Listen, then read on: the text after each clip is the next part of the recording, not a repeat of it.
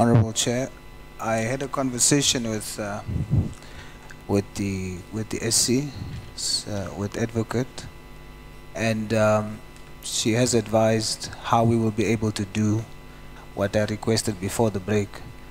So perhaps if Chair can just allow her to explain that. Thank you, Chair.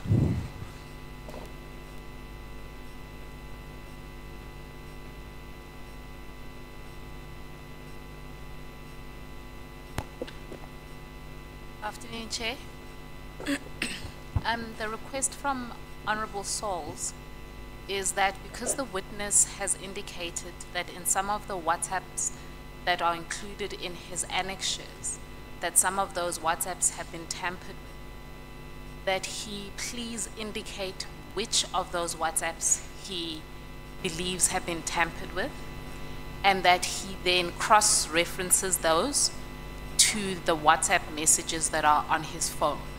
So give a few examples, not all of them, let's say 3 or 4, where he's identified that there has been some form of tampering, and then to show that as against the phone that he has, just so that he can be able to explain to the committee the issue that he's been highlighting about the tampering of his phone.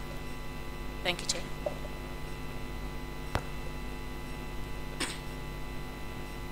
Did you understand that, Mukon? Yes, I do. Are you able to do exactly that? The problem that we have here is that the WhatsApp says that it needs to be updated.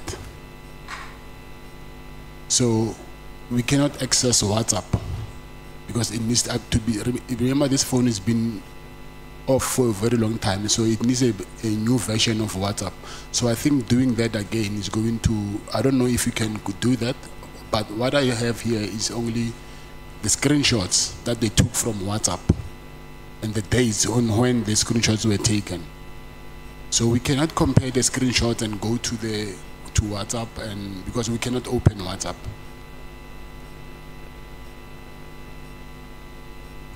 Honorable Souls, do you have a follow-up? Yes, Chair. Mr. Matlala, you understand that when you make the statement to say that your phone has been tampered with, you are saying police has submitted evidence here that it has been tampered with. You have to prove that, you see?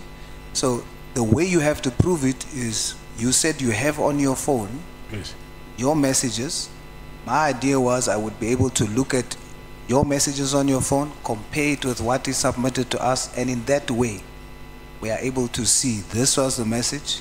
You give us 3 examples, and this is what was submitted to us.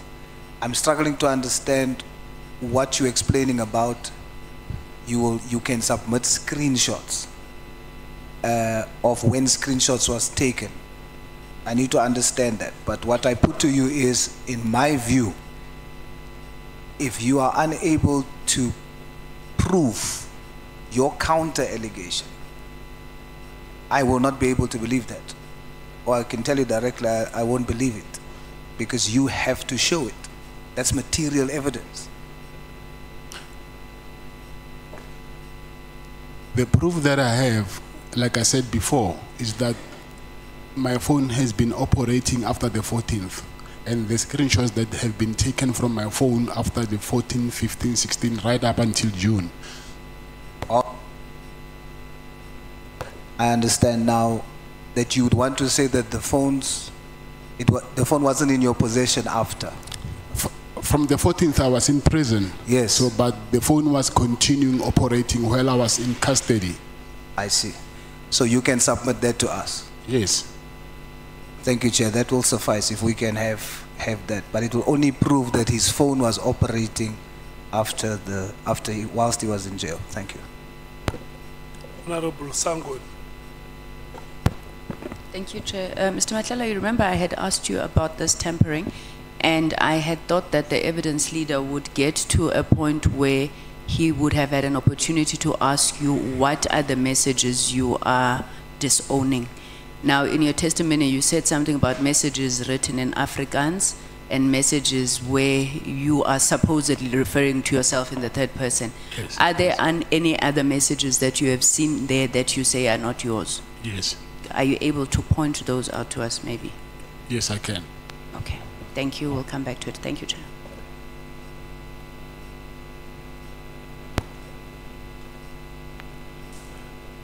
May we proceed, honorable members? Are you satisfied that we can proceed? Okay. It's 14 hours now. Who is starting NCTA? I'm starting, Chair. Thank you. Honorable Breitenbach, your time expires at 2:30. Thank you, Chair. I'm grateful to my colleagues and yourself for the accommodation.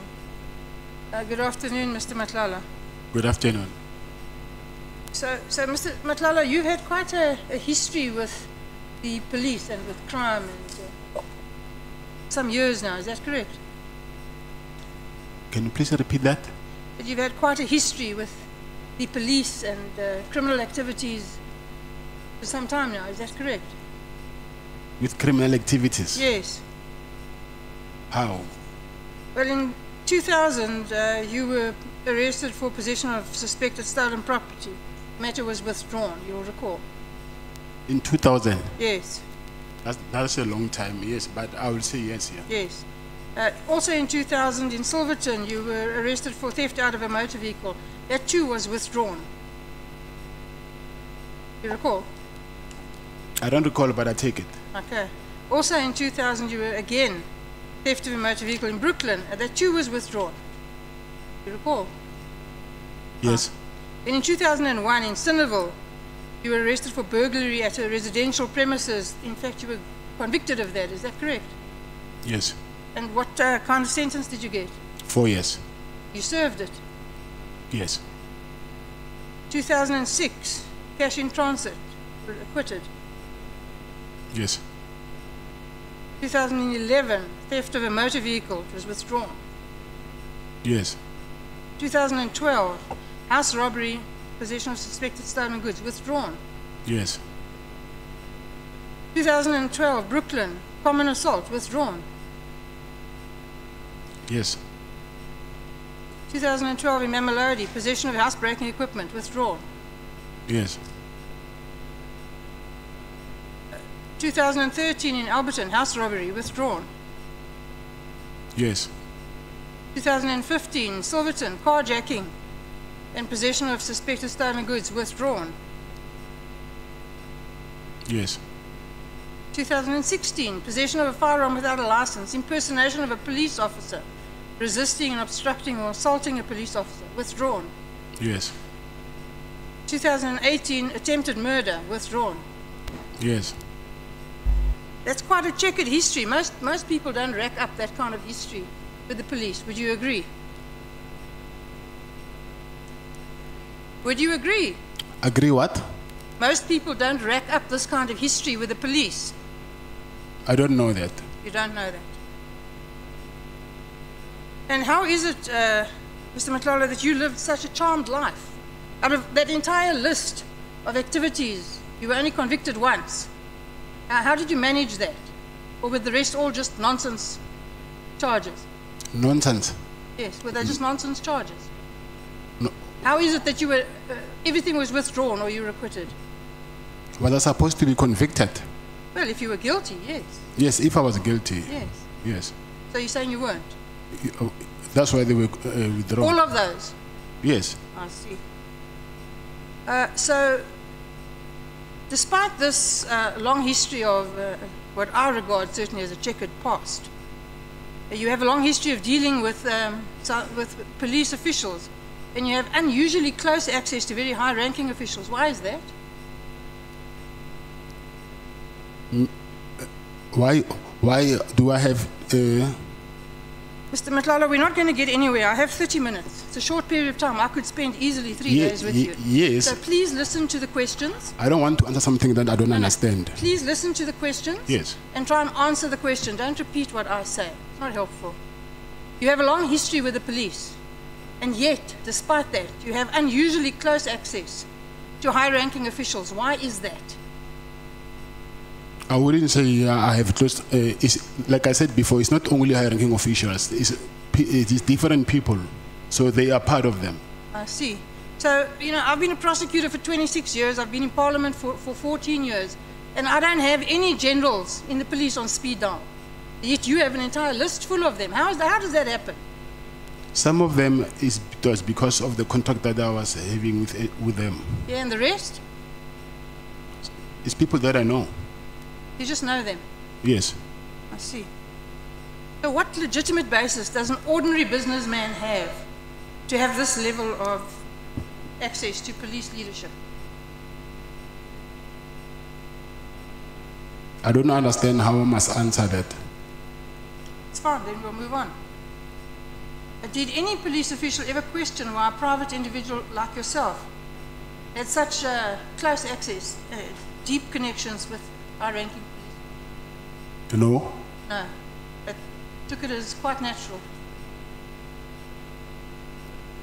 I said no. You currently hold a license for all the firearms, your personal firearms. Yes. How many?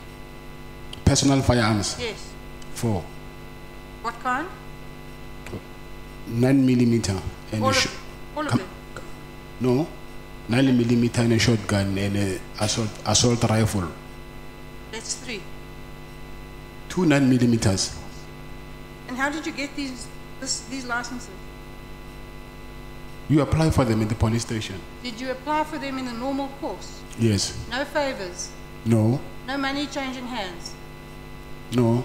You're quite sure? Yes, those firearms actually they've been. I think 2 or 3 times they've been. The police have took them and go and check how did I get those firearms. So I think 2 or 3 times. I see. See, most people in South Africa would struggle to get a firearm license with a previous conviction like yours, yet you had no difficulty. Unless it's a violent crime, I will agree. How did you manage to get a security company registered with your criminal conviction? With my what? Your criminal conviction. Yeah, but you're raising your voice now, so I do not understand why you're raising your voice. You keep asking me to repeat myself, so I'm assuming you can't hear me. My criminal conviction was in 2001 and it's a 9 violent crime. Yes, that wasn't the question. The question was, how did you get a security company registered with a previous conviction? That is an answer. A previous conviction that has nothing to do with violent crime, so there's no exception. I see. Now, the tender that you got from the South African Police Service was for the supply of which services exactly? With the SAPS, it was medical assessment Of whom? of the SAPS officials. You weren't a director of the holding company, is that correct? That's what you said yesterday. Yes. Did you disclose that to the police when you applied for the tender? No. So, would you agree that just on the face of it, and I haven't had time to go through all the documents, but on the face of it, that really closely resembles fronting? No, it doesn't. Don't agree. Would the company have been awarded the contract if the police had known that you were the effective contractor? It's Medicare 2420. Who in the South African Police Service at that time knew that your entity would be performing the work?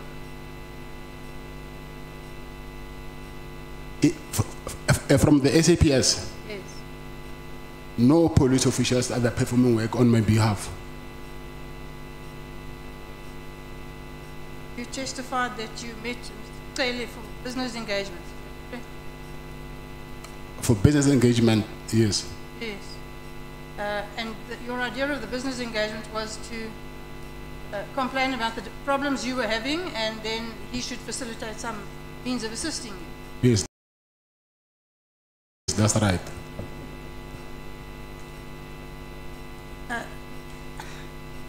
And is getting manicures part of your business protocol? Getting a manager. Manicures, having your nails done. Manicures. Yes. It's part of what? Your business protocol. No, it's not. No. Is it not so that you and Mr. Cele met on at least 5 occasions at Edge for Men in Menlyn, where you get your nails done, both of you? I've never met Mr. Cele there. I see.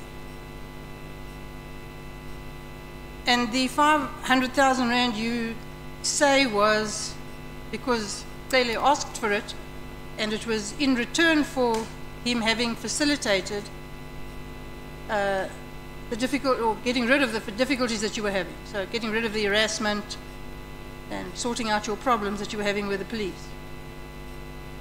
Is that correct? Did I understand you correctly? I said to you that after he helped me, he said to me, I must give him money because he also helped me. I didn't say I gave him money because of he helped me. He the other way around. No, no, no. I accept that's what you say. But you asked him for assistance, he gave it, and then he asked for money. Yes, that's true. In return for that assistance. Yes, that's true. Yes. What do you think that is? Is that a business relationship, or is it just being good friends, or? I will say he's returning a favor. It's returning a favor. Yes, I will say that. So you were returning the favor.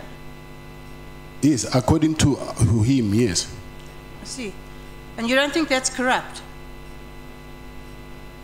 No. So you don't think that Mr. Cele interfering, using his position in the police to interfere with police processes, make them go away, and then when he does that, you pay him $500,000. That's not corruption. Yeah, from his side, I will say it's corruption. But not from yours. No. You know that there are two parties involved in corruption. There's a corruptor and a corruptee. Yes, I agree. Okay, well, I'm telling you that in my view, in this situation, you're the corruptor. Okay. Why would any businessman just casually hand over $500,000 to a senior police official? Why didn't you report him? To who? To the police. The same police that are harassing me. Well, there are many police. I'm sure the entire police force wasn't harassing But you. there is only one national commissioner. Okay. So you paid to make your problems go away? Of course. Yeah. And I'm sad to tell you, Mr. Matlala, that is corruption. You call these payments facilitation fees. Of course. Yeah. A euphemism for corruption. You agree? No, I don't. So the lease on the property, the hospital property, you got the lease, you then got the contract, and then you complained the police were not giving you enough work. Why were the police under an obligation to give you work? It's part of the SLA. And what was that arrangement? What work were they supposed to give you, and how much? From all different work streams, from medical assessment to incapacity leave, injury on duty, any work stream that they have, a wellness.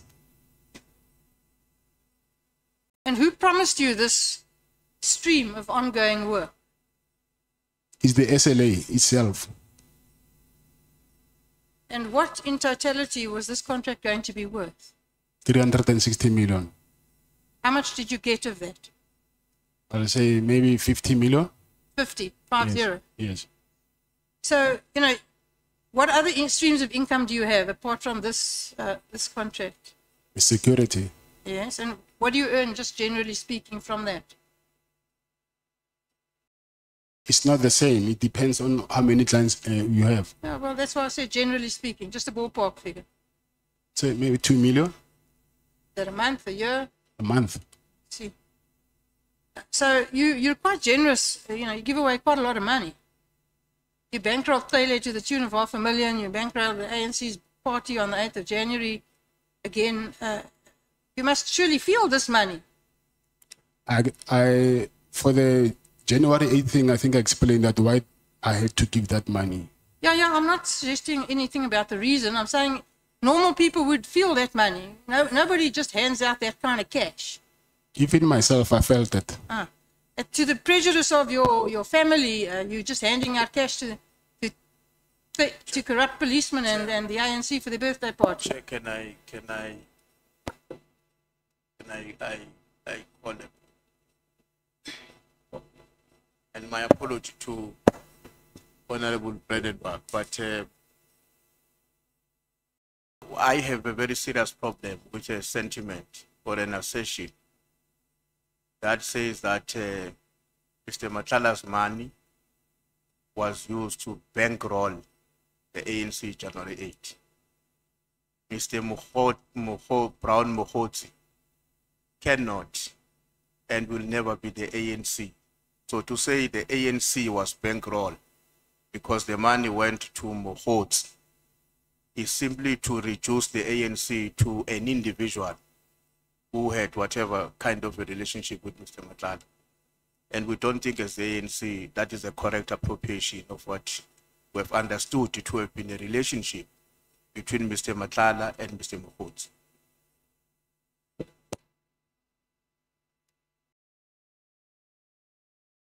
Did Mohoti ask you money in the name of the ANC? not in the name of the ANC. He asked me money, and then he said he was working with the minister of the police, who is in the ANC. Okay. The point is sustained, Chief Whip. Honorable Malem. No, on a point of order. Mr. Matlala made an allegation that money was sourced to pay for people to go to the January 8th celebration of the ANC. And what the Honorable Bredenbach is doing is testing that evidence. And you cannot restrict her because we want to arrive perhaps at a conclusion that the money was for Mohoti or was for the ANC. So it can't be that when we are now testing the evidence that was led here, January 8th is of the ANC. People were paid transport, accommodation, and all of that, including buying table in the dinner of the ANC. So we're testing if this money is to benefit of the ANC. So we're now at the point of testing the evidence. We're not at the point where we can say we've now concluded that the money was from Mohoti. It can't be. We're testing that evidence, and the ANC was mentioned in the evidence in chief. Yeah. I think the witness has said it, honorable members, that he did not give the ANC money. He gave money to Mohoti, who said he was working with the minister. So the matter can be brought further. For now, it has not been proven that the money was used to bankroll the ANC. And that comes from the mouth of the witness. He says, yeah, you can continue testing it if you want to test it. The witness is here, he will respond for himself. But like I said, that point of order was sustained. Thank you. What did you give the money to Mr. Mohoti for? He said he wanted to entertain his friends and book them flights and accommodation. For what? Flights and accommodation. For what? For the January 8th celebration. And what is the January the 8th celebration? I think it's the celebration that the ANC hold every year. Thank you. So,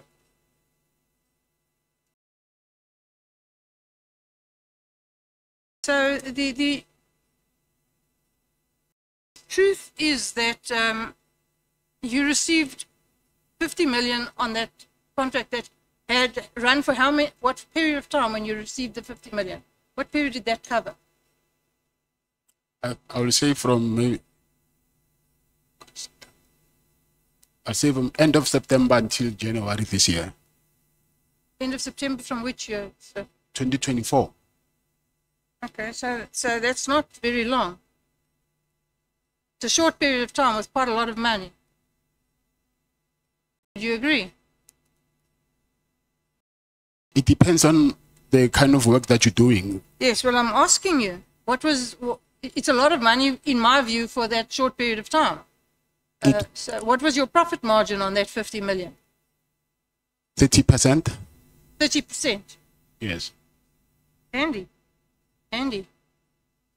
And so, you know, it would appear to me that these massive payments were just not justified, that they were just rubber stamping money into your account.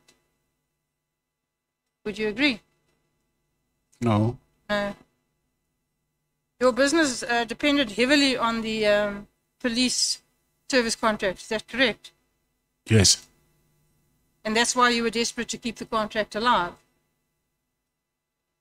Yes. and went to such lengths to get people to intervene to make sure the contract wasn't cancelled. Yes.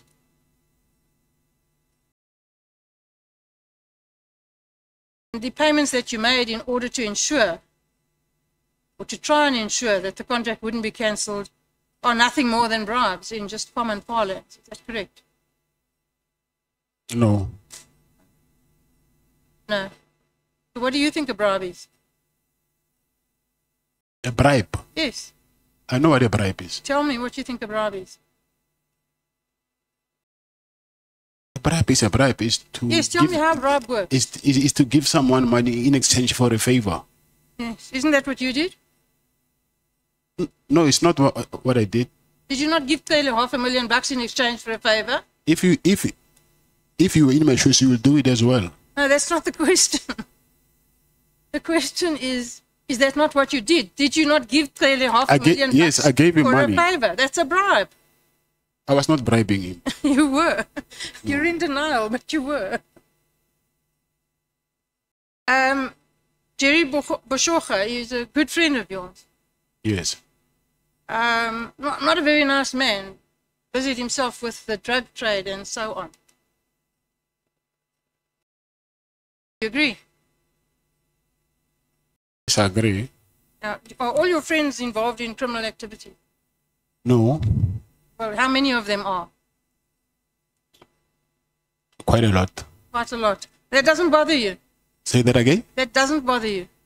You saying how many friends I have? Yes.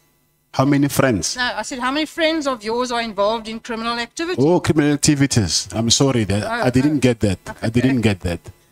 I thought you were saying how many friends I have. No. I'm sure you have many friends. How many are involved in criminal activity? I don't know. Well, you knew that Mr. Boshocha was. Yes, I know. Do you admire people who involve themselves in the drug trade? No, I don't. Why?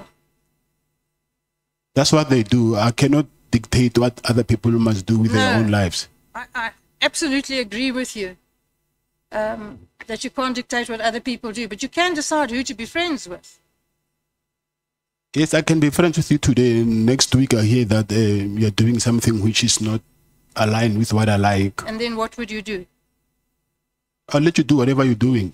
And you still remain friends. Yes, on conditions. What conditions? What conditions could there possibly be I can for only remaining friends with a criminal? I can only meet you at church. Hey, Wena. You lent money to somebody who you knew manufactured drugs and then sold them at a huge profit to South Africans who go bent under misery and poverty.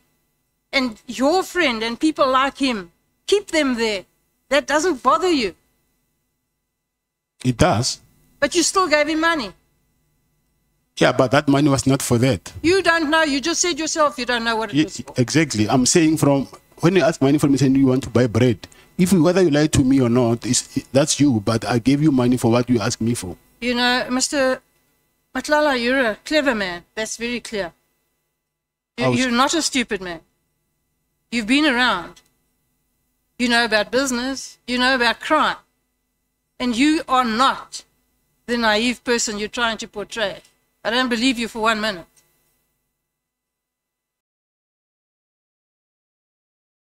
Now, have you ever heard anything about Mr. Boshocha again? Where is he? I don't As know. far as I'm aware, he hasn't been heard of again. Yes, I don't know. And what happened to his business? I don't know. And what happened to the money he still owes you? Not been paid. Yes. Yeah. Yeah. Very suspicious. That whole thing is suspicious. Does it not rouse your suspicions? This disappearance.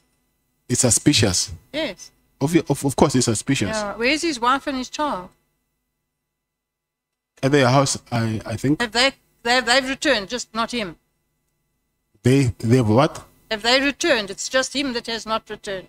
They were never kidnapped. Oh, they were never kidnapped. They were never Oh, kidnapped. I see. I thought they were all kidnapped.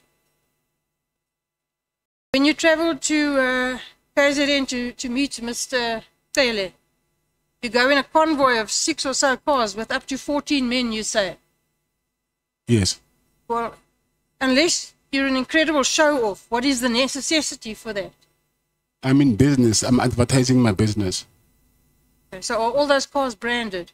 No, they're not. So then how do you advertise your business? They've got number plates. They've got number plates. Yes. Are they branded? No, they're not. So, well, then you'll agree with me that makes no sense. It makes quite a lot of sense. Okay. Do you travel in blue light convoys with this paramilitary style convoy of yours? No, I don't. You used to To do what? travel with blue light convoys? No. Yes. And how did you access those blue light convoys? I never used blue lights. Never ever. Yes. So anyone who says you did is a liar. I'm not saying he's a liar, but I'm saying I've never used them. Okay. The protection that you supplied in Ekurhuleni, you supplied protection to the municipal officers, I think.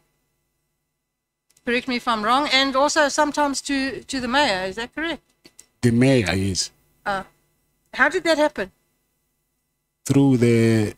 By then he was a chief of operations. Who? Mr. Julius Mkonazi. So he arranged for your company to protect the mayor of Ekurhuleni. Yes. And did you get paid for that? No. Did it free? Yes. Now that's not a very good business model. It is. Okay. You donated vehicles to the Ekurhuleni Metro Police. Yes, I did. Why? Like I said before, I wanted to do medical response for them. So I did that as to show good faith. Yeah. How many vehicles? Four. 4 vehicles. Yes. What kind? It was a 2 BMWs, 1 Mercedes, 1 VW Golf GTI. Don't mess around. And was there any benefit from this donation? No, there was no benefit at all. Did no business flow from it? I was expecting it, but it never happened. Also, not a very good business model. It was. The intention was. I see. So I would suggest to you that the reason that you drive around in a convoy like you do got nothing to do with safety. It's just to promote your image and intimidate people. I don't agree with that. You don't. Do you have any links, business relationships with anybody who's a member of the Boko Haram gang in Pretoria? No. You don't, or you're not aware of it? No, I'm not. So you don't have those relationships? No. You've admitted to bribing, although you think it's not bribing, police. Have you bribed anybody else in the criminal justice network? Have you bribed judges? Have you bribed prosecutors? No. Have you done favors for them? No. Have you given them gifts in No. exchange for favors? No. No. So I've only got 5 minutes left, so I'm going to wrap up. In my view, Mr. Matlala, you're not a businessman. You're a crook. I am. You're a thief. You're a fraud. And you're corrupt. And the problem in this country today is that people like yourself clothe yourself in the respectability of calling yourself a businessman when you are nothing but a dishonest thug. You make an illicit fortune by stealing from the poorest of the poor. It's people like you and your associates that have robbed generations of South African children of their futures. Shame on you, sir. I'm finished, Chair. You, Mr. Matlala, do you have any comment to make on the statement? I don't have any comments. No comment. No. Okay. Are we continue with the DA or?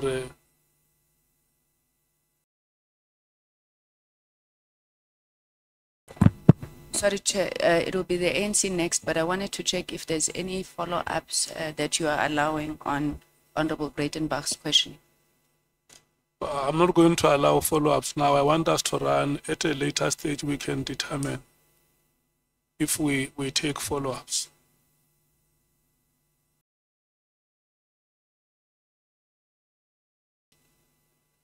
Yes, it's 14:30 now. Your time expires at 15 hours. Oh, thanks, Chair. Mr. Matlala, you said, who did you send to buy batteries for your boat? You said it's who? Who are sent to buy batteries is Ngosi. Ngosi. Brigadier Ngosi. No, Sergeant Ngosi. Sergeant Ngosi. Yes. Oh, so around here, you make police officers run your errand. You are in charge. But Policemen here run your personal business. But he's a human being after all. So after work, he's no longer. Okay. He is a policeman. Do you agree? Yes, he is.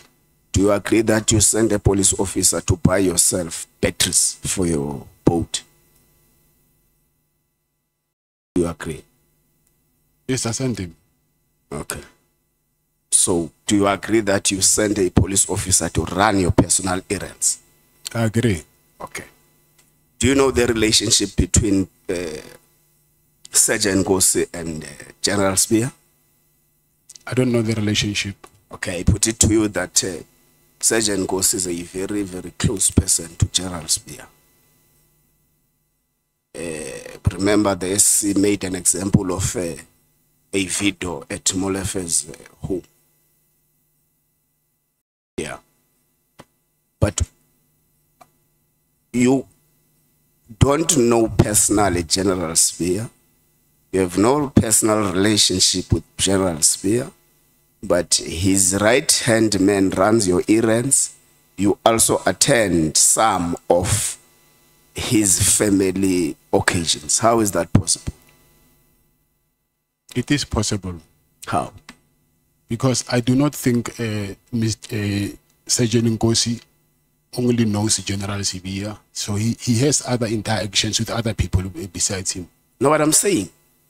In your statement, you claim not to have a personal relationship with General Shadrach Sibia. Yes. But he says you went to his office once. You say you went to his office 3 times. Yes. You have his right-hand man as your errand boy.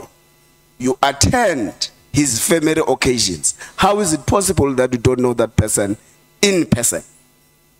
But Sergeant Ngosi, he is not General Sibia. Those are 2 different people. Beg your pardon? I'm saying Sergeant Ngosi, he is not General Sibia. It's possible that I can... That's not what I said.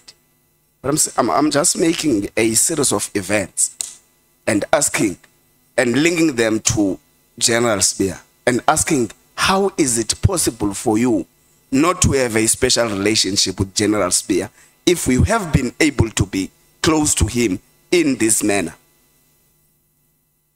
I'll say it's possible. It's possible. Yes. Thank you. Who is Farmer Brown? I don't know. Yeah, you talk about a lot of Farmer Brown, eggs, this, krall, this, farm, this, in the WhatsApp messages with a person of Kun, what. That WhatsApp bundle, I also received it yesterday after we adjourned. Who is Farmer So Brown? I don't know anything about that thing. You don't know Farmer Brown? Yes. Would you agree with me that the conversation that is contained here is full of coding? These things that I said here are just coding what was actually happening. It's not about eggs, it's not about krall, it's not about farm, it's not about everything that is said here, but it's about a particular dealing. This conversation is a coding conversation. Would you agree with me? But I cannot... At least you saw it. I cannot account on something that I do not know. Okay. Did you receive bid evaluation committee minutes on your WhatsApp? No. Do you dispute that you were part of this conversation? Yes, I dispute it. Okay. Maybe let's pass it there, because it's quite interesting that you have got about 22 bidders for the Medicare tender, and only you receives minutes of the bid evaluation committee. I didn't receive the minutes of bid evaluation committee. Okay, that's fine. So part of what our terms of reference instruct us to investigate is an existence and the operation of a sophisticated drug cartel. Do you know about any drug cartel operating in Gauteng? I don't know. Do you know anything that is referred to be the Big Five? I just learned about it recently. You are not part of any drug cartel? No, I'm not. Is your friend, close friend, as you say, Mr. Jerry, part of the drug cartel? Not that I know of. Okay, let's go to the listing of the hospital. You say you leased the hospital, but you couldn't access it. But going down the line, you say there was a clinic which made you know the officials of Ekurhuleni and stuff. How many hospitals or clinics did you lease or do you have? The hospital that I leased is one is inside the College of SAPS in Pretoria West. But you say Ekurhuleni municipality people, you knew them because they came to your property or your clinic to test COVID-19. Which one is that one? The clinic in Boxburg. So it's not the hospital that you leased from a public works. Yes. Okay, there's an article that was run on your name, amongst other articles, that you leased the hospital in from public works, which was run by SAPS 6 months before the Medicare 24 tender was awarded to you. Yeah, but that was not true. How? When did you lease the? I think I will say maybe 3 years back. I've been in engagement with public works. No. I'm talking about you getting the lease, not the engagement. 2024. 2024. Yes. Which month? Maybe November, December. So you leased the property after you got the tender. You got the tender in June 2024. Okay, I might be confused. It's Yeah. maybe 2023, maybe. Okay. So it's blatantly not untrue that you leased the property before the tender was awarded. Yeah, but before you get a lease agreement, there was engagement that took over maybe, I will say, more than 2 years. Yes, we agree. Yes. But we're saying you are accused of leasing a facility with public works before you got awarded by the tender. Yes. And you are accused of having been a tender prophet. That you prophesy that you are going to get a tender in the near future, so you need this facility. That's what the media is saying. So we're giving you a right to reply to that. Yes, but first of all, even that hospital was not for that. By then, I didn't even know that I was going to be awarded the tender, because that tender also, I've applied for it before, and then I didn't win it. If I was a prophet, then I knew I could have gotten the first time. 3 years back before, I attended for that same thing. So this was my second time bidding for that tender. And then the hospital, I wanted to use it for the students who are inside the college there. So it's two different things. It had nothing to do with the tender. Okay. So is it General or Brigadier Lenono or Sergeant? Brigadier, yeah. Brigadier Lenono. Yes. Was part of the bid evaluation committee. Yes. An evaluation committee that evaluated, amongst other things, your tender documents. Yes. And you later offered her a job at your company. Yes, that's true. Why? She resigned from SAPS, and after she resigned, she went to join Metropolitan, the same company that was rendering services for the same thing that I was doing, but no questions were ever raised about that. So after Metropolitan, she came to me. Now it was a problem. So I did not know why there must be double standards there. And anyway, if you talk about association, the head of HR, she went to a wedding of a Metropolitan executive. Here's her photo. I didn't attach it there. I didn't have time. So why she was not... Who is the name of the head of HR? General Nkua. General Nkua. Yes. General Nkua is the head of HR that was coordinating the project that was run by Metropolitan in SAPS. And attended the wedding or what? The wedding of a Metropolitan executive. Yes. General Nkua. Yes. Okay, we have registered that. Thank you for that information. So, why was the tender later cancelled, in your view? I would assume that they wrote you a letter. Yeah, they wrote me a letter. What reasons did they provide to you? They said fronting. Are you a fronter? No, I'm not. Okay. You're not fronting for anyone? If you're fronting, I'm fronting for you. I don't think you'll allow me. No, you'll never front for me. No, don't worry about that. I'm giving you. You're not allowed to front for me. I'm giving you an example. Okay, sure. I'm saying when I'm fronting for you, I don't think you'll allow me to also take control of your finances. Oh yeah. Okay. So I wouldn't. So you dispute that? And even the shares, I own 100% shares. I do not know how that can be fronting. Okay. Then the next one was what?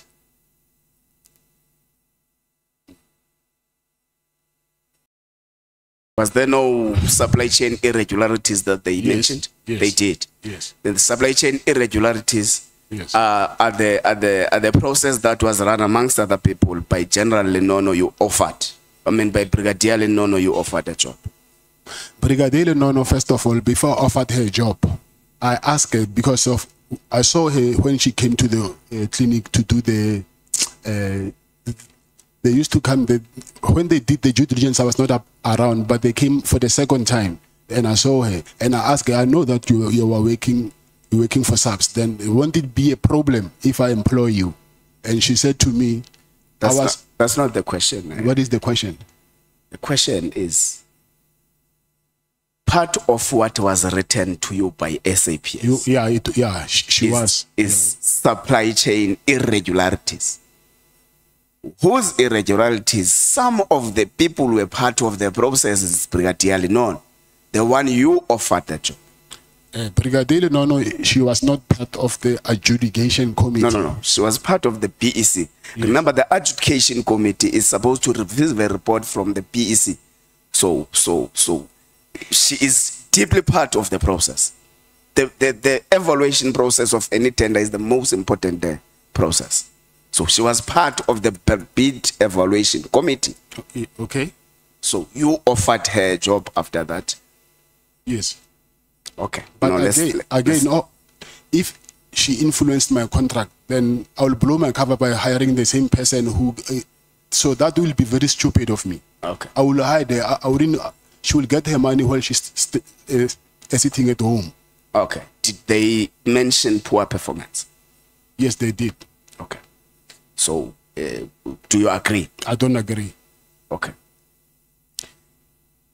Allegation ran that you may have given money to the people who were running the supply chain process. What is your response to that? I've given money to people who are running the supply chain process. Yeah. No. It's incorrect. No. So the only person who gave money is in the SAPS circle is General Victor.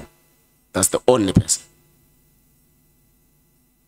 I will give people money, but not because of their in supply chain. Not in supply chain. But you gave police officers money, but they are not in supply chain. Yeah, not police officers, yeah, but I'll say maybe people that I know. Oh, okay. Okay, let's take it back to the raids. There were items that were confiscated from your property. there is an allegation that has been set in the committee that part of what happened after the raids in your house was that you were made to go and open a case against the PKTT under the pretense that a Rolex watch was stolen and some other item, necklace, I'm not quite sure of the, yeah, and all that. But it was alleged in this committee, in this setting, that that was a pretense. There was no such a thing. You were made to open a fake case and all that. What is your response to that? That is not true. It's not true. Yes. Tell me why, if you believed that robbers entered your house and took items, you only went to the police station the next day. Why? It was early in the AMs. I went the first thing in the morning. Okay. They enter your house. They harass you, as you claim. They steal from you. They have balaclavas. Then they leave. It's only the next day where you can be able to go to the police station. Not the next day, the next few hours. Okay, that's fine. So Brown Mokhotsi pretended to you that he's from the minister's office. He said he's doing what there? He just said he's working he works from the office of the minister. He didn't tell me his job description. So you didn't ask us? I didn't. Okay. Because usually one would call and say, I'm so and so, I'm this and that in that particular office. So with you, you didn't even bother to check or verify whether the information you are given by this person you claim to not know is correct. Yes. You just moved with the flow. Yes. Okay. Don't you find that funny? No, I don't. You don't? You say in your paragraph 29, you got disturbed by all this when you were starting to pursue a legitimate business. What do you mean? What do you mean you were starting to pursue a legitimate business? Paragraph 29. Yebo.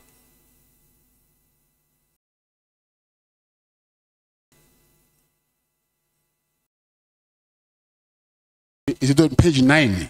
29. Paragraph 29. Yeah, but on page 9. Yes. I don't see what you're talking about here.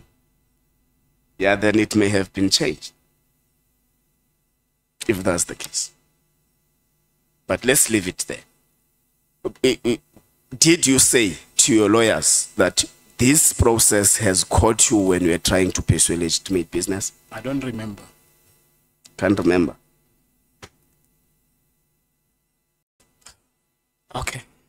That's fine. That is not a bad denial. You don't remember.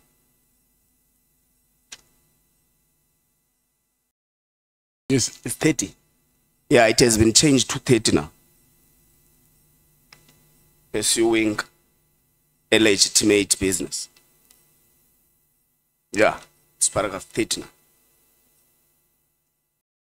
What do you mean you were starting to pursue a legitimate business? Because I said before that my business was informal. Informal? Not registered, yes. What business was that? Like buying and selling of goods. Of?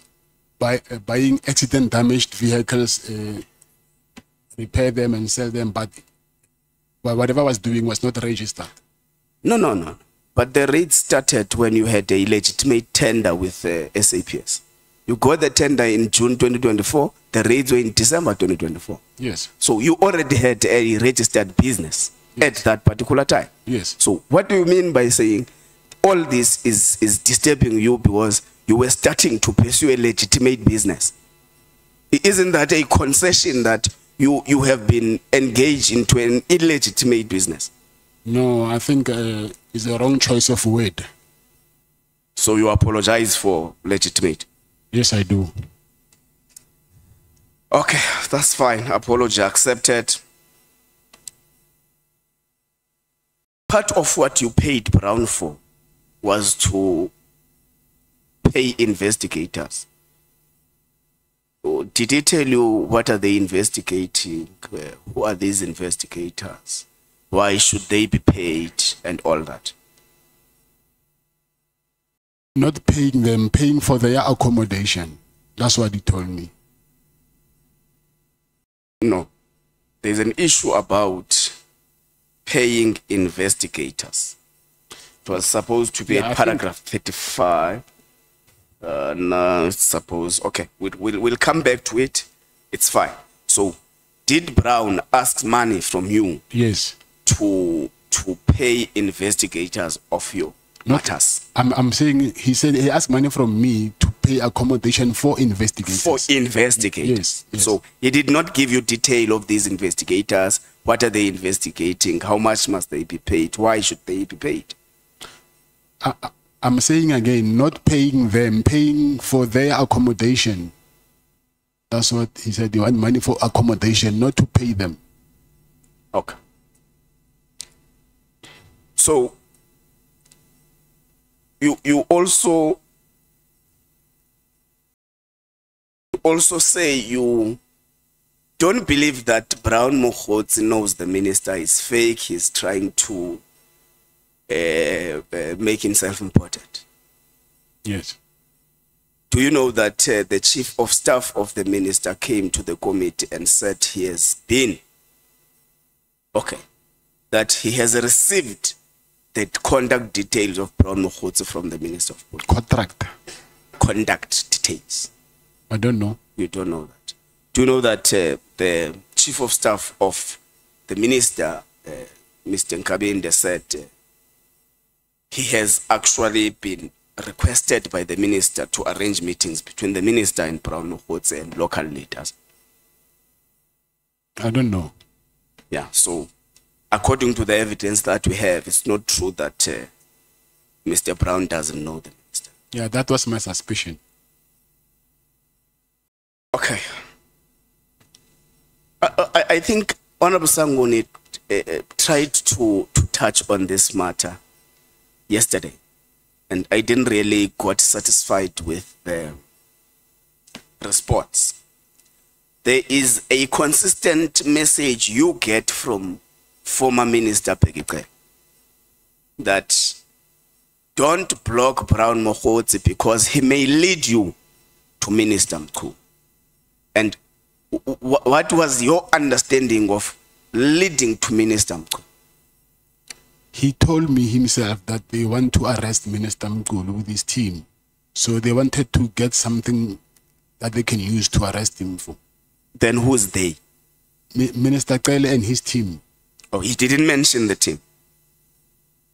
Yeah, but he didn't have to, because I already heard when he was talking to one of the team members, like Lieutenant General Kumalo. Okay. So, Brown also sent you a message that we need to fight everything that comes to you. To me? Yes. In part of the WhatsApp conversations, that's part of the things Brown sent to. That we need to fight. Yes, I know the fighting part, but whether it was to me, I don't know. But he says that comes your way. That's what he says. Okay, I will take the message as it is, but I don't think it is what you're saying exactly. But anyway, yeah, but anyway, it's on inverted. Yes, I'm not disputing that. Yeah, it's on page. It's on the WhatsApp conversations between you and Mr. Mokhotsi.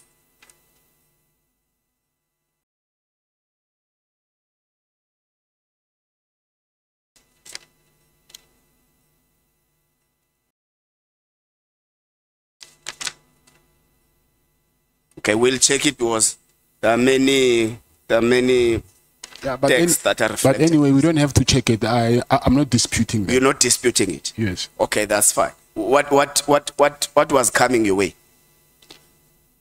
I don't know what was coming my way, but I think he was referring. Did you ask what was coming your way? I didn't ask, but I think he was referring to that PKTT team. So Brown said, you need to fight. Because when he says we, he's not referring to himself alone. So Yes. when he says we, he actually includes you as well to fight the PKTT. Yes. So is that how you understood it when you received it? Yeah, yes. Take us through when you say, as part of the messages, whatever the minister needs from me, from my side, I will be happy to assist. What did you mean? What were you referring to here? I was trying to entertain him, to tell him what he wanted to hear, because of that was what me and Minister Kele planned to do with him. All right, let's leave the WhatsApp chat. Now, General Kele says to you, part of why he is fighting Minister Mkhunu is because he wants to fire people that were actually hired by him, which is Mr. Kele. So there's been an accusation that General Kele wants to run SAPS even though he is outside. So should this be confirmation that he was trying to control a state institution whilst he is no longer there? I don't know what I can make out of that, but I was just telling you what I heard from him. Okay. You say you were threatened that if you don't do that, you are going to be charged with an attempted murder of your ex-girlfriend. What is that? What that refers to what? If you don't do what? What is it that was required of you to do if you don't want to be charged for your ex-girlfriend's attempted murder? I was supposed to convince the person that Minister General Mkhwanazi and his team tortured to withdraw the charges against them, and also tell him that he must say the person who forced him to lay charges is Minister Mkhunu and General Sibia. But who are these people who were threatening you? It's General Mkhwanazi. In the meeting that was in Paris. Yes. So he threatened you there. Yes. And you have got a witness of General. Yes. Yes. General Senona. General Senona. So General Senona, this threat was directed against you in the presence of General Senona. Yes. If called to this committee, he can actually collaborate what you are saying. I believe so. You believe so?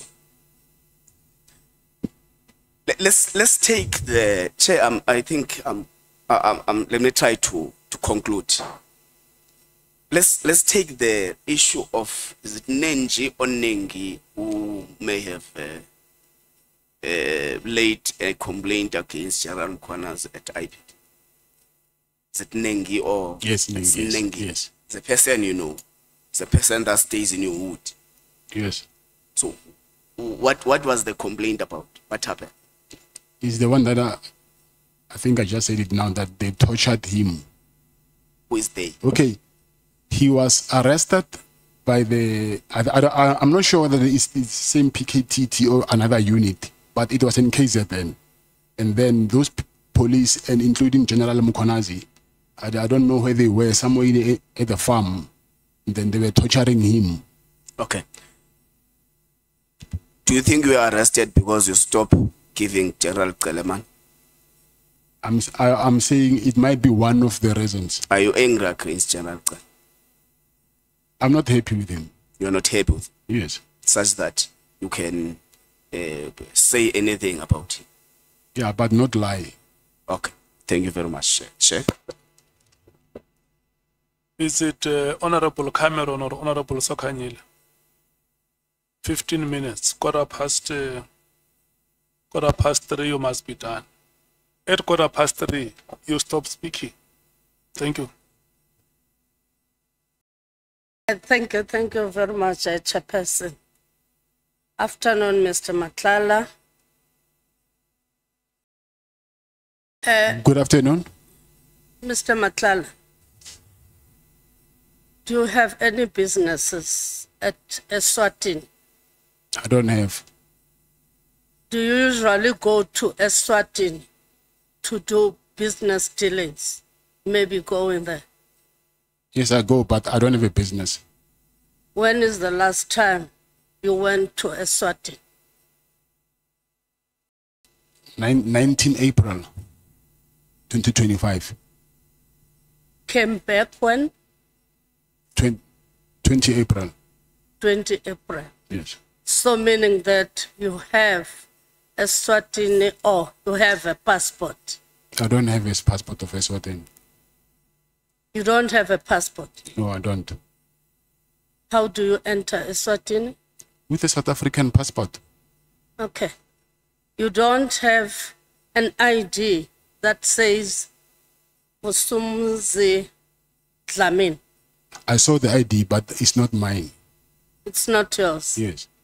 Even the date of birth that is Yes. there? Yes, I saw it, yes. You saw it? Yes. In one of the WhatsApp messages, there's a message that says you instruct your wife to bring the ID. Yes. You know that one? Of the Eswatini ID. Yes, I know the alleged message, yes. You know that, is it yours, that message? No, it's not mine. So it has been imposed. And then, do you know a person called Radovan Kresha? That He's name. in the same center with me. Huh? He's in the same center with me. Here? Yes. Why? I'm saying he's in the same center where I'm being incarcerated with me. With you? Yes. So But the relationship do you with know him? him? Yes, I know him. We are in the same center. The same center, meaning the prison? Yeah, okay. I'm saying CMEX. I don't know what to call it. Oh, okay. Oh, it's immense. Do you know that one of your associates, the reports, they revealed that he was once arrested with the hitman? Yes, I know. Who's that? Is it Tabiso? Tabiso who? Tabiso Ledwaba. Okay. Not it- Kagiso. Kagiso, yes. It's Kagiso. Okay.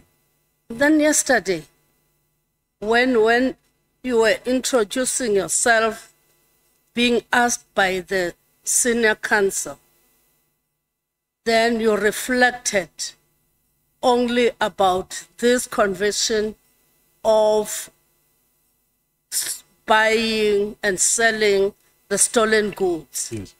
Why didn't you reflect about the other offenses that Honorable Bertenbach has reflected? Those are not convictions. I was referring to a conviction. So, But you didn't reflect about the offenses. Hence, even myself, I'm saying that it's an offense because most of them, they were withdrawn. yes. Why didn't you reflect about them? Because I was not asked about my offenses. I was asked about my convictions. So those are two different things. Because to us, if you are having so many offenses and most of them withdrawn, why? We're asking ourselves about that. But I'm not asking you that one. Then the meetings that you had with former Minister Cele, whereby at some point you said you gave him money through a Woolies bag. You know that Woolies bag now, it will be known as Minister Cele's bag, former Minister Cele's bag. They will call it like that. Did you enter that apartment carrying that Woolies bag yourself?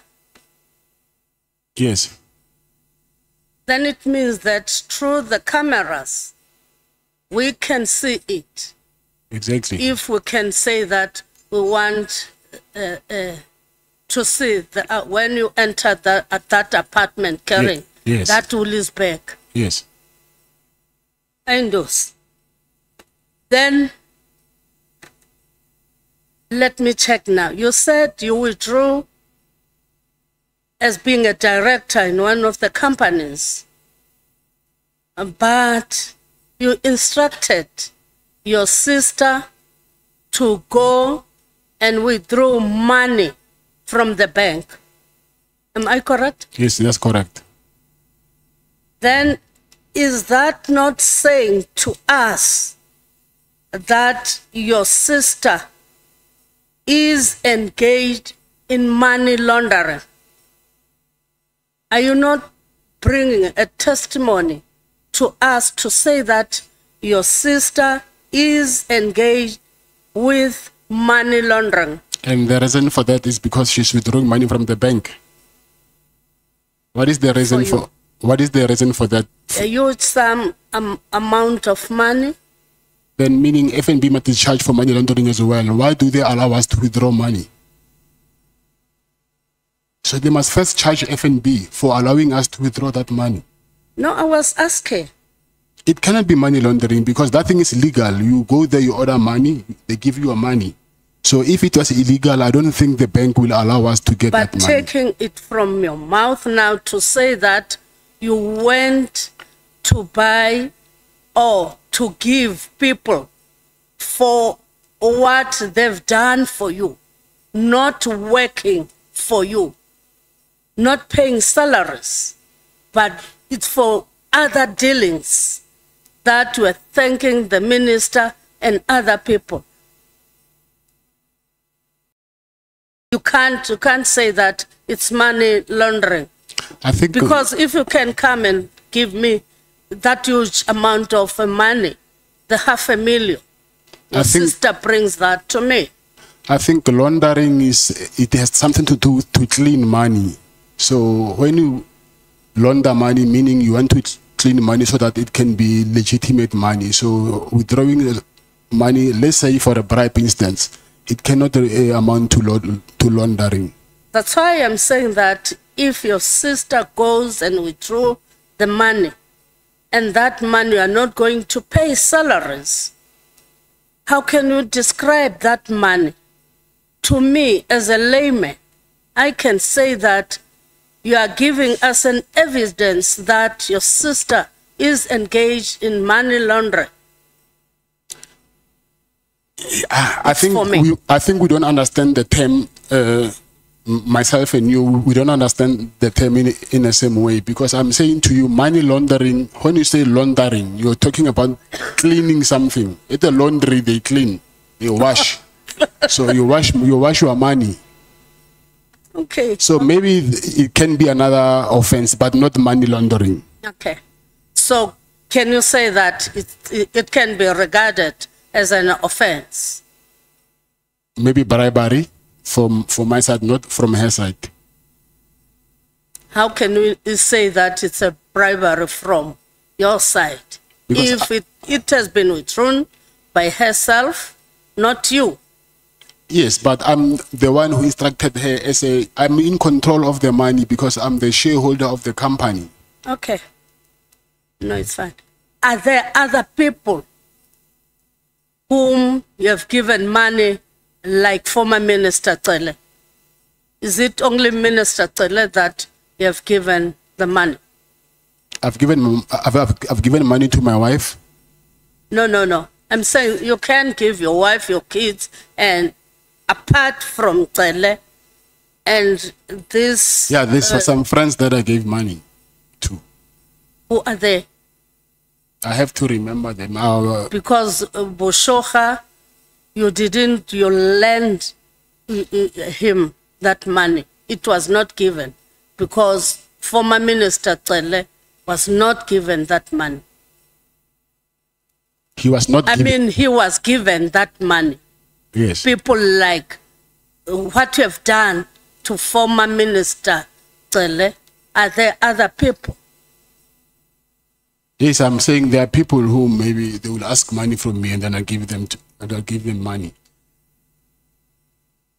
Like the ones that they say are ANC people. Yes. Because Not those ANC. are not ANC people who Yes. can give other people Yes. some money. And do you know that there are political parties that can go to an ANC gala dinner, an ANC January 8th, just to copy what ANC does or what the ANC has said? Do you know that? I do not know about the affairs of the ANC. Of the ANC, or I don't even know anything about politics as it is. Good. I think maybe my colleagues, they were asking that. They were asking that because some of the people can go to an ANC rally just to look so that they can improve their own rallies. They can go there. Also, you said you met General Sibiya 3 times. But looking at the WhatsApp messages with Brown Mokgotsi, it means that he was connecting you with with General Sibiya, Lieutenant General Sibiya at some point. No, he never connected me with General Sibiya. Okay. In another message, you are very much disturbed to say that you sent a message to Mokgotsi, to Mr. Brown Mokgotsi, saying that morning, just to let you know that my contract was cancelled yesterday. I see you have been avoiding me, and you are saying that you are not going to let that thing lying down. You are going to be very much brutal. What did you mean about that? And to who were you going to base your anger? To Brown. I was frustrated and then I was angry. Then I took it out on him because of the cancellation of the contract. Then in another message you say, I hear that you told Mr. S that I told you that I gave him some animals to keep at his plot. So I wanted to hear from you if is there any truth in this. Who's Mr. S? It's Mr. Sibiya. Mr. Sibiya. Yes. So you were talking with Brown Mokgotsi, talking about Mr. S, Mr. Sibiya, and Yes. yet you are saying that he didn't connect you with Mr. Sibiya. Yes, he didn't connect me to Mr. Sibiya. You connected yourself with Mr. Sibiya. But can you discuss with Brown Mokgotsi about Mr. Sibiya? Because I heard a rumor that I gave him impalas to his farm. Then when I followed the rumor, I heard that the rumor was from Brown. Okay. No, thank you. Let me leave it like that. You are leaving many questions for me. Otherwise, that chairperson will kick me out. Thank you. Honorable Cameron, until 15:45. Thank you, Chair. Thank you, Mr. Matlala. Mr. Matlala, I want to move to the matter of the 6th of July, you were in possession of a contraband cell phone in your cell, weren't you? Yes. Who gave you that phone? I found it in prison when I got there. Who gave it to you? Some inmate who was there. Who's the inmate? We call him Naga. I don't know his real name. Were there any officials from prison involved? He's an inmate, not an official. But were there any officials that knew about the phone or that were involved in the phone? No. Did you have any other contraband in your cell? That cell is small, so it does not have enough space for other contrabands. It can be small phones. I want to go to the matter of senior SAPS officials. We've heard a lot about it today. I want to speak about your contract with the South African Police Service. To secure the kind of deal that you did, I want to know, who did you pay in order to get the deal done? No one. So you went through the normal tender process? Yes. And despite it not meeting all the necessary requirements according to the supply chain process, you still got rewarded the contract? When you said not meeting all the necessary I think there were 12 requirements according to supply chain management that that internal audit found your contract didn't meet. I think that they should have picked it up in the adjudication. Yeah, they should. That's why I'm asking who you paid. No one. Because it's there where the big problem is. Do you know Lieutenant General Fani? I know him because he sent us a letter, I think last year, December. Have you ever met with him in any way, No. individually? No. I would understand Lieutenant General Paglane. Have you ever communicated with him? Yes. Have you ever met with him? Yes. Can you tell me more about those meetings? What were they about? No, it's just casual meetings. It had nothing to do with business. So you met with the previous acting national commissioner and it had nothing to do. It was just a social. Are you friends? Yeah. Come again? Are you friends? No, not friends. So what were you meeting about? I know him through someone else. Where did you meet? Maybe in February, I think. Of 2025? 2025, yes. Okay.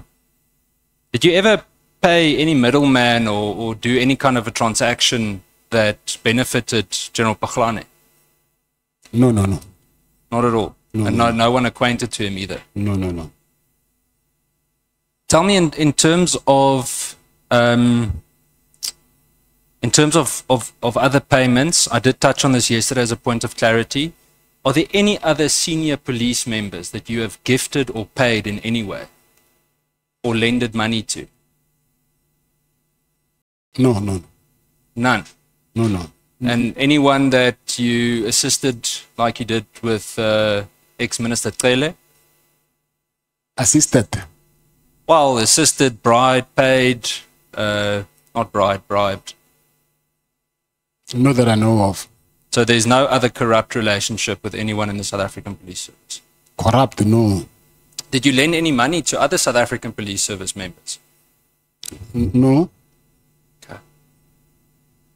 In terms of your relationship with Minister Becky Cele, why, explain this to me. I mean, we've heard your different theories today, but why would any legitimate businessman, as you call yourself, hand over R500,000 in cash to a, let's call him an ex-government official, if it's not a bribe? I know the Honorable Breitenbach touched on it, but explain to me in one sentence why would any legitimate businessman do that? Because I was under very serious harassment from the same police. I want to understand, or make you understand, that aiding and abetting is when a person assists, enables, or finances someone else to engage in unlawful or criminal conduct.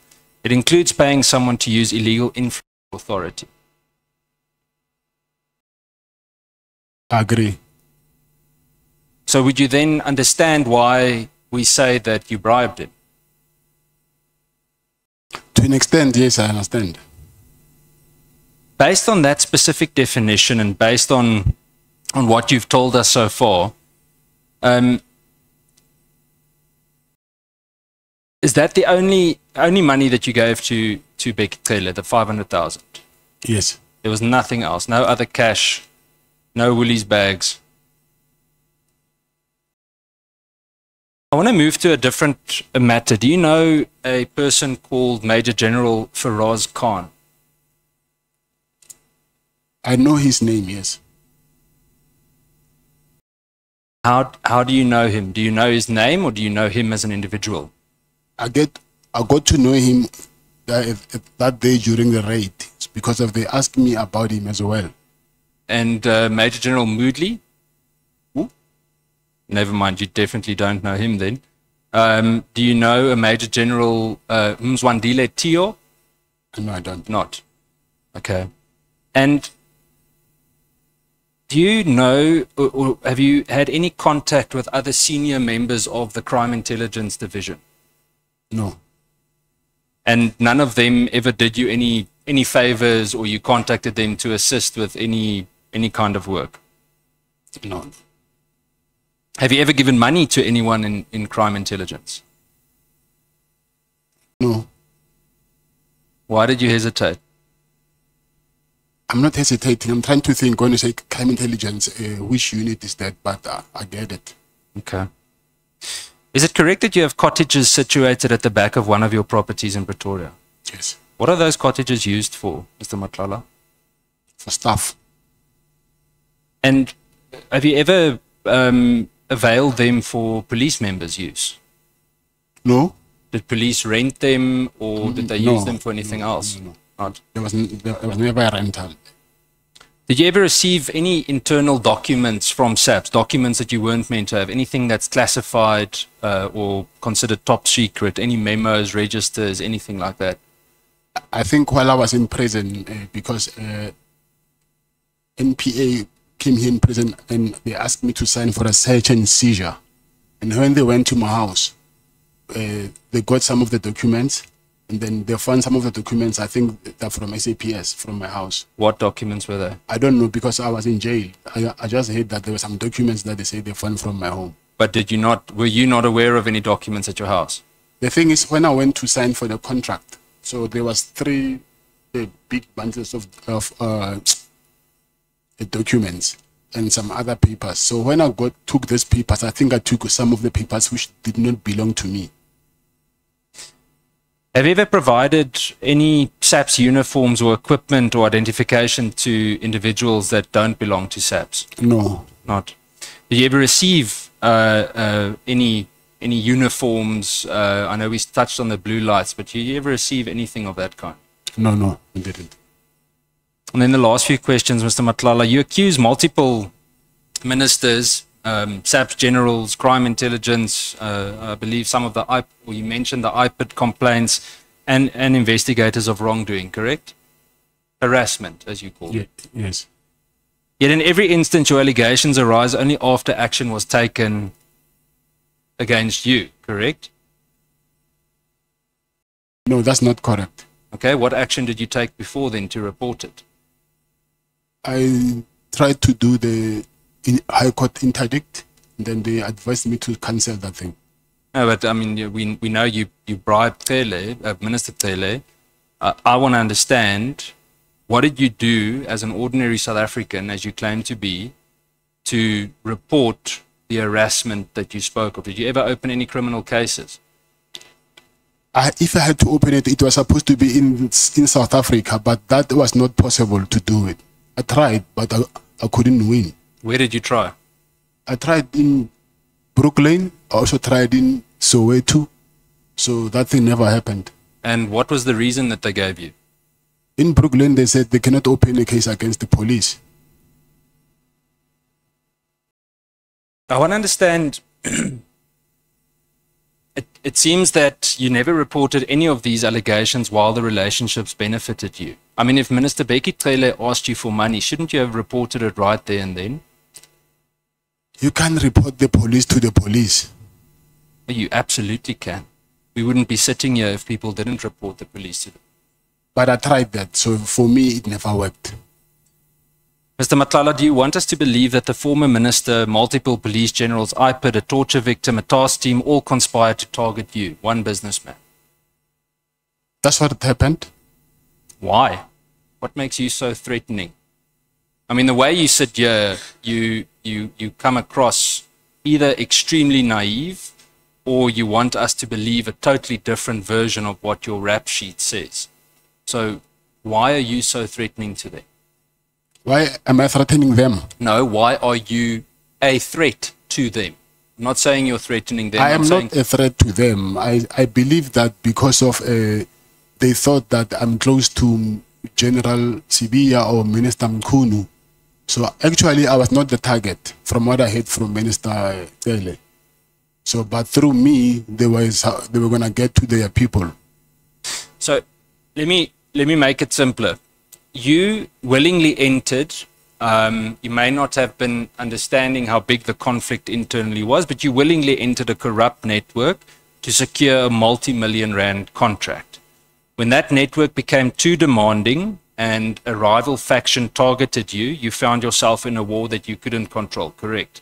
No, that's not correct. How would you describe it? I never bribed anyone to get my contract. You bribed Becky Tele. Not maybe for the contract, but to make problems go away. I had to do what I had to do with this Beketele issue. And now, to save yourself, you're accusing everyone else of the very corruption you willingly participated in. Isn't that true? Everyone else like who? Beketele, Brown Mahotsi, I'm not accusing anyone. Those are facts. Well, whether it's a fact or not, you partook in the process. Like Honorable Breitenbach explained to you the difference between a corruptor and a corruptee. Yes, I admit that. Mr. Matlala, there's one constant in every strand of this entire web, everything we've heard so far. And it's you. You with unexplained cash, your apartment, different properties. You seem to somehow insert yourself into investigations. You're shifting directors when it suits you. It's not a coincidence. I'm telling you that you're not some unlucky bystander that happened to find himself in this space. When you go through the list of offenses and things that you've been charged of, it's very clear that you've built a very lucrative career on things that shouldn't necessarily have been the supposed, as you call it, ethical way of doing things. So I want to put it to you that you are the central figure in this corrupt enterprise. Isn't that the truth? Yeah, that's not the truth. So who is the central figure? I don't know.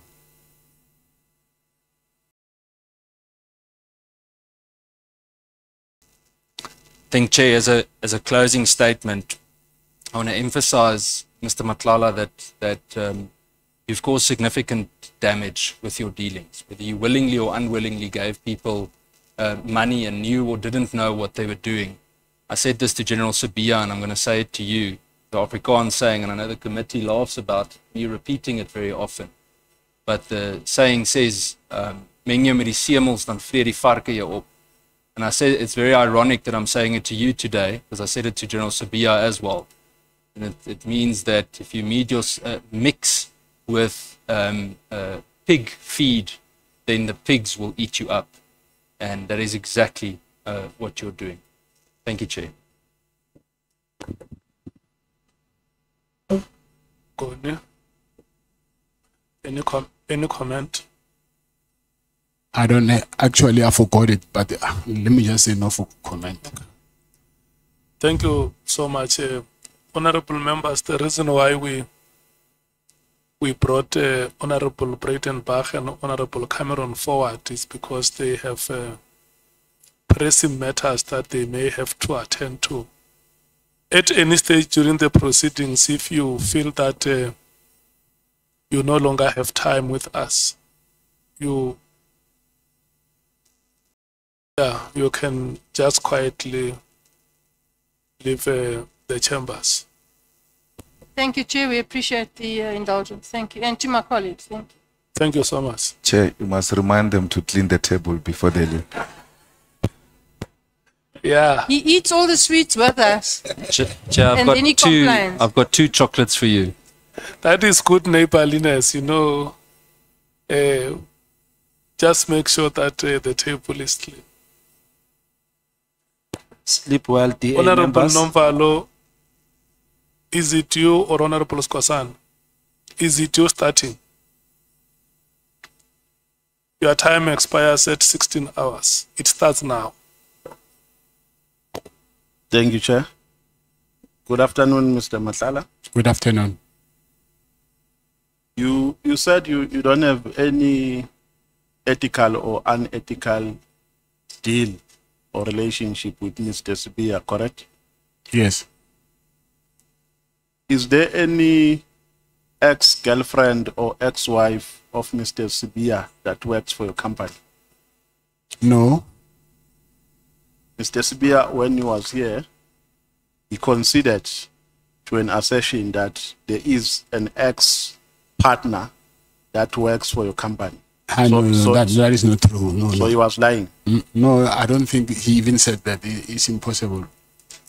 My company is protectors. Is that person, that woman, also a protector? No. One of your companies. You have many companies, right? The healthcare company. I'm saying you have many companies. I don't know which specific company, but you have many companies. I think this thing comes from what I heard, that there's a woman. This thing, I think, is the second time that I hear it. But I think they're confusing the companies. It's also a security company, but it's not mine. I think she's a director somewhere in the security company. I heard it somewhere. I just forgot from who. So it's not your company? No. So you are confirming here under oath that 100%, there yes. is no ex-partner of Mr. Sibia that works for your company? No. Okay. Now, the health risk contract gets terminated in May 2025, correct? Yes. When did you resign as the director of the Medicare? It was in December 2024. December 2024. Yes. In May 2024, after the termination of the contract, you wrote a WhatsApp message, correct? 2025. 2025, my apologies. You wrote a WhatsApp message to Brown Mohosi, advising him that the contract has been terminated, correct? Yes. Now, you were writing this message as who? Come again? Were you writing this message as who? You were writing the message to Brown Mohosi telling him that the contract has been terminated between Medicare and SAPS as who? Because you are no longer the director of the company, correct? Yes. Now, when you say, and you went to an extent of threatening him, yes, that if he doesn't fix this, then heads will roll. I'm not quoting you verbatim, but I'm saying in terms of what you said, I view it as a threat. Now the question is, as who? Because you are not the director of the company. Yes, but I still own it. You still? I still own the company. Who is the director in terms of the CICP document? The director is just an appointment, so you don't need to be a director to own a company. So you can own a company even when you are not a director on paper? Yes. So the director is just there, is just a person, you are fronting with that person? No, I was not fronting. What is the role of the person who appears as the director? What is his role in the company? Executive role? I mean, practically, how does he contribute to the company? What responsibilities does he have in the company? Like the CEO will report to him or to her. So the company is yours? Yes. But there's nothing on paper that says the company is yours? There's something on paper that says that. What is that? The shares is the shareholding certificate. So you are a shareholder? Yes. So how much shares do you have in the company? 100%. 100%? Yes. Okay. So how many have you ever provided any security services for politicians? It's only Minister Cele. I mean, Minister Cele was not paying for it, correct? Yes. I mean, politicians who were paying for such services. I think the government supplies them with protection. No, I mean politicians, they can hire their private security. Politicians. Politicians or any leadership, either MPs, politicians, members of the executive and so on. No, that I know, but if I'm wrong, maybe you'll remind me, but I can't think of any politician. So you have never provided any security I'm service? saying I stand for correction. If there's someone, maybe if you can tell me, then I say, oh, maybe I forgot. No, I can't know. I don't know any company. politician that I'm not party to your company. I'm saying maybe you know something that I don't, but I'm saying for not that I know of. Okay. You meet with Mr. Mkwanazi in the Pels in a meeting that you allege that it was facilitated by Mr. Cele, correct? Yes. And Mr. Mkwanazi in this meeting, according to your assertion, advises you to come to his rescue, correct? Yes. To influence IPIT, not to continue, I mean the lady to withdraw a complaint at IPIT, correct? Yes. And then Mr. Mkwanazi also says to you, I mean, you also raise your frustration with Mr. Mkwanazi about a contract, the health risk contract, correct? Yes, that's correct. And then Mkwanazi, after that meeting, he does not return to you to give you progress report with regards to an undertaking that he made, correct? Yes. Don't you think that Mkwanazi played you on that day? Because the reason why I'm saying that is this. The sequence of events, on the 6th of December, they raided your house, correct? Yes. And the team that raided your house is the PKTT, a team which accounts to him, correct?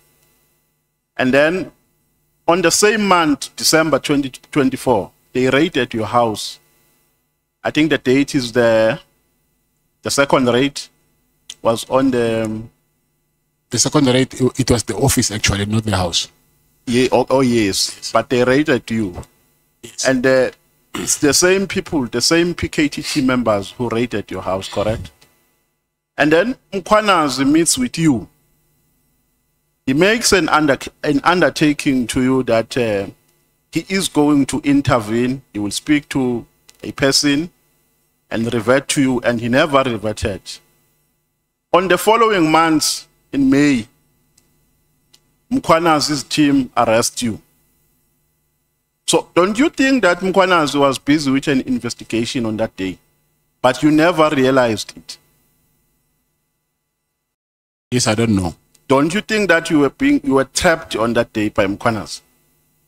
Because this guy makes an undertaking that he's going to intervene. He will speak with the lady in question and revert to you. He does not come back to you. He does not give you any report. So to me, it shows that Mkwanazi was never part of any he never committed himself to an undertaking that he made to you. He was busy investigating you. What is your take on that? I don't think so. Or because if you're investigating me, then why will you reveal your colleague's secrets to me? Now remember, there are many skills of doing an investigation. You know that. There are many skills. You can't see an investigator at a first value. They lure you so that you can fall into a trap. And then when you have fallen into a trap, they play you. So Mkwanazi played you. Okay, he might have played me, but the charges against IPIT were there, and he really wanted these charges to be withdrawn. So are you saying even with that, he was still playing me? No, I'm saying there are many ways and tactics. What if I convince that guy to withdraw charges? No, but I'm saying there are many ways, or there are many strategies and tactics that you use to catch the mouse. That I understand, yes. Yes. So I'm saying that my observation here is that Mkwanazi undertakes to rescue you, but he does not come back to you to say, Mr. Matlala, this is how far I've gone in addressing your matter. I suspect maybe there was a change of heart because there's a lot of things that happened during that period. Because on Tuesday, also, I got a cancellation letter from SAPS. On Wednesday, I sent them a letter of demand, and then the following day, I was arrested. So I will say... Yeah, because this person is heading a team which raided your house twice. And even after you met him, they still continue to arrest you. Because if he expected a favor from you, he was going to stop his team. He was going to use all the tactics to stop the arrest against you. But because in my assertion and in my proposition, which I'm putting to you, but because Mkwanas is still and was investigating you on that day, but you never noticed that, they arrested you. So it might happen that on that day, you gave them what they want. And you didn't notice that. No, I do not agree with that. Yes, you can continue. On what basis are you not agreeing? Like I said before, he asked me to convince this guy to withdraw charges. If I succeeded and that guy really withdrew charges, so was he going to say, no, tell him to reinstate the charges? I was investigating you. Let me move on, Mr. Matlala, because I'm trying to save my time. When you were responding to a question here, you said you are honest. I think you were addressing the chair because you were requested to be honest. So I want you to be honest when you respond to this question. Did you kidnap Jerry? No. Are you a loan shark? No. When you borrow people money, or let's talk about Jerry. When you borrowed him money, what were the terms? They were not terms. No, but you can't just give money to a person and say you can bring it back at any time.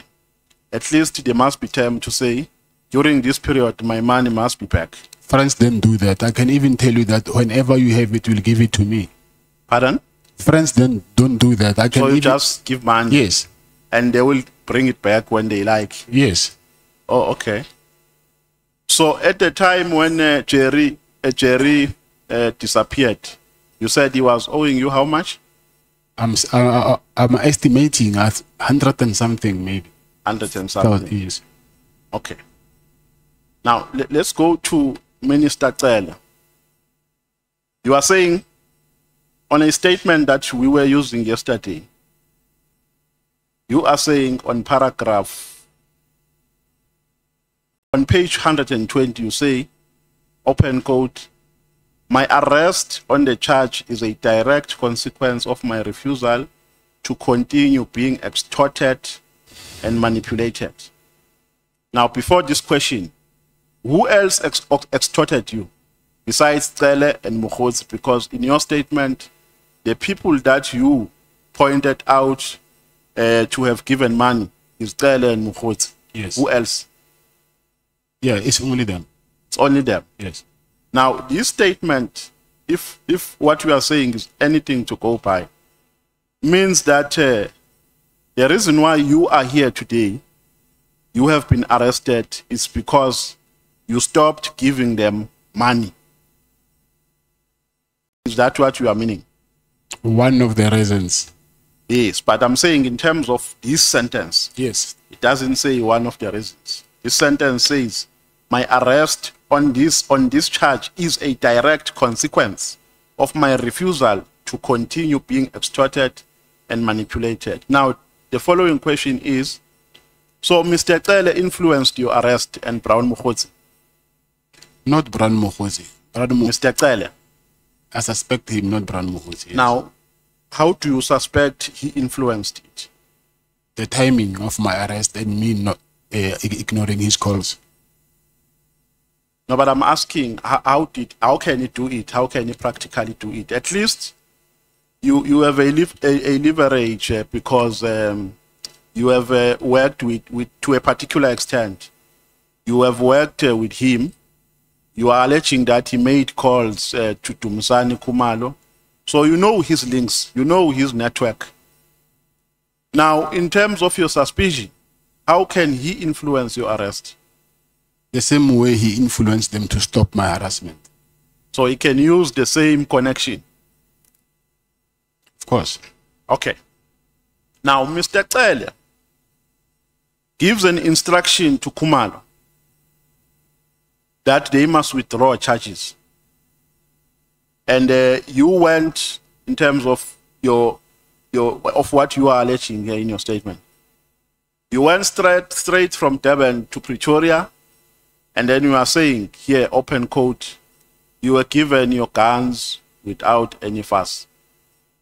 So did that intervention by Mr. Cele satisfy you at that stage? Yes, it did. You were satisfied? Yes. So that is why you never took the matter further, correct? Yes. Now, we are saying that part of the items that were taken from your house, the cell phone, watches, etc., etc. Now, the question is, why do you get satisfied with only getting guns when all the items that were taken from your house have not been fully returned to you? It's because I didn't want to start a war. What do you mean you don't want to start a war? Because I have already took them to the High Court, and they told me that I need to withdraw this if I want peace. So, and then I did that. So continuing now, said I want these things, so I will be opening a can of worms. You see where my problem is, Mr. Matlala? Yes. Is that you don't mention the issue in your conversation with Mr. Cele. You don't mention that your watches, or he must tell Khumalo rather to return your watches and the cell phone. You are only speaking about guns. Why did you not tell Cele that for this matter to be concluded, or for me to be satisfied by your intervention, all the items that were taken in my house, guns, cell phones, watches, must be returned? Must be returned. After meeting Cele, you go to Pretoria, to a police station, you are given guns, you get satisfied, and then it's business as usual. Yes, because I didn't have the bargaining chips. So, guns, cell phones and other items, except guns, they didn't matter. Cell phones, they return them. I think you missed that part. Yes. No. Just leave cell phone. Watches. There are other items which yes, you have listed here, except guns. A laptop and watches. Yes. Yes. So watches were not returned? Yes, and a laptop. And a laptop? Yes. Now, do you regard Mokgotsi and Cele as extortionists? I will say I will regard Mokgotsi as a con artist. And Cele, yes, I will say he's an extortionist. Mokgotsi is what? A con artist. Or a con artist. So Cele is an extortionist? Yes. That is the evidence we are putting before this committee? Yes, that was extortion. Yeah, he extorted you? Yes. Okay. And then you say that in your statement that Mokgotsi requested for money from you for a region, I think in Northwest. And then you decided not to give Mokgotsi that money because you had no interest in funding his political activities. Am I correct? Yes. But on the 27th, after you rejected Mokgotsi's request, on the 27th of December, you gave money to Mokgotsi. Yes. How much? Before the January 8th money that you gave to him? Yes. How much did you give on the 27th of December? I think it's 38,000, right? I need to go back and check, but I think it's 37, 36 or 37, somewhere there. And you further say that the reason why you were not interested in giving him money is because you were only interested in funding affairs which are related to the minister. Yes. Correct? Yes. Now, was that money related to minister's affairs, the one that you sent to him on the 27th of December? When you say the minister, you're saying the former, are you referring to Minister Kele I don't know or whether he's suspended or he's on leave, but Mr. Mkhunu. Mr. Mkhunu? Yeah. Yes, anything that has to do with Mr. Mkhunu, that's what I was entertaining. That's what you were entertaining? Yes. Now, the money that you gave on the 27th of December, what impression, under which impression did you give that money to Mr. Mkhotsi? I need to check what was that money for, because I made different payments. So for me to answer you, I need to go back and check on that day what was that payment for. Maybe if you can refer me to what the payment, what page is that payment in? Yeah. Now, there's a question here which has been asked by Honorable Ngola, and he did not reach the level which I want us to reach.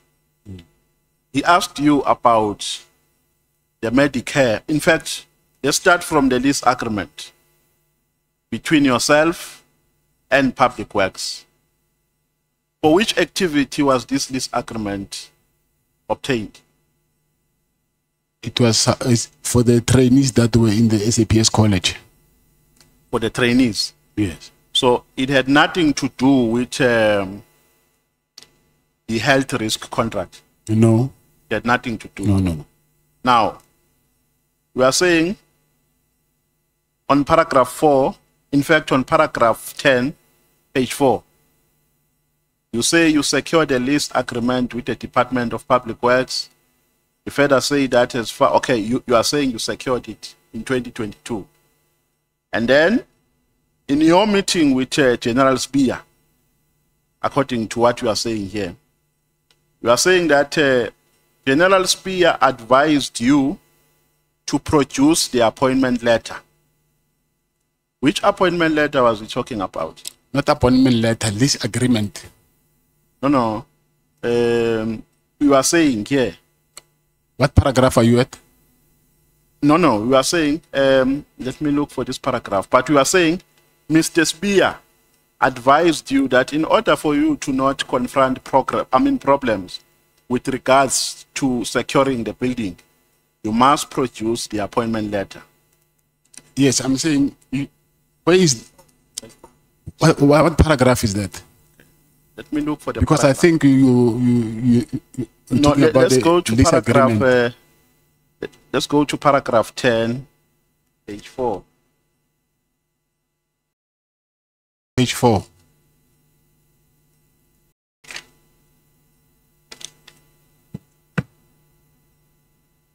Of the old statement, the one that we were dealing with yesterday. I only have a new one. Pardon? I only have the new statement, but I think it's the same. Oh, you only have the new one? Yes. Okay. Where you are talking about your meeting with Mr. Sibia under the lease agreement.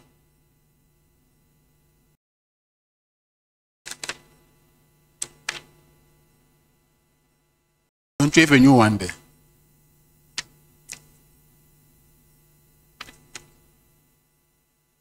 But a new one. Let's go to paragraph.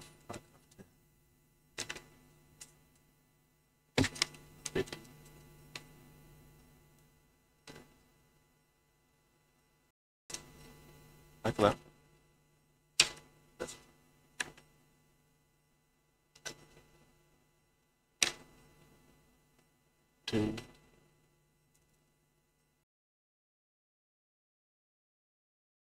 Okay, now let's move on because I'm running out of time. We will come back to this one. I've requested Honorable Skosana to look for this part, which I've just put here.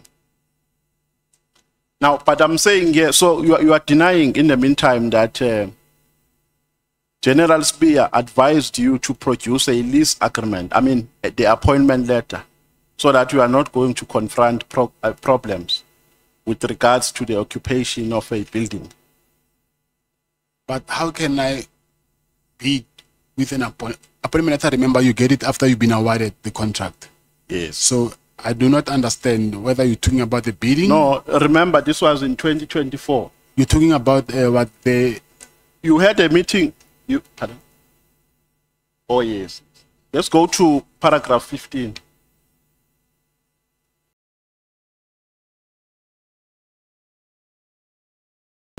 Yeah, this is what paragraph 15 says. About 1 or 2 months later, I met with Lieutenant General Spear again at his office. At the meeting, Lieutenant General Spear told me that it would not be possible for me to take occupation of the hospital, despite that fact that I'm reading it as it is written here. Despite that fact that I provided proof of 1 hour of lease contract from the Department of Public Works. So what is your understanding of what is entailed there? No, it says, can I read it for you? Yes, you can. It says, about 1 or 2 months later, I met General Sibia and at his office, and at the meeting, General Sibia told me that it will be not possible for me to take occupation of the hospital, yes, despite the fact that I provided proof of the award of the lease contract from the Department of Public Works. So it's a lease contract. Okay. Now, let's go to paragraph 20, page 6 of the old statement. I only have a new one here. Oh, sorry, my apologies if you have the new one. Let me not overly burden you. But the CFO, when he was here, he said your company was underperforming. That is why, and they received complaints in that regard. Are you aware of that? Yes, I'm aware of the complaints, yes. Yes, was it underperforming? No, it's not. I also have proof here. Was it addressed to you by SAPS officials that your company is underperforming? Yes. How was it addressed? Through email. When was that addressed to you? I think it was addressed in 2024, December. December. Yes.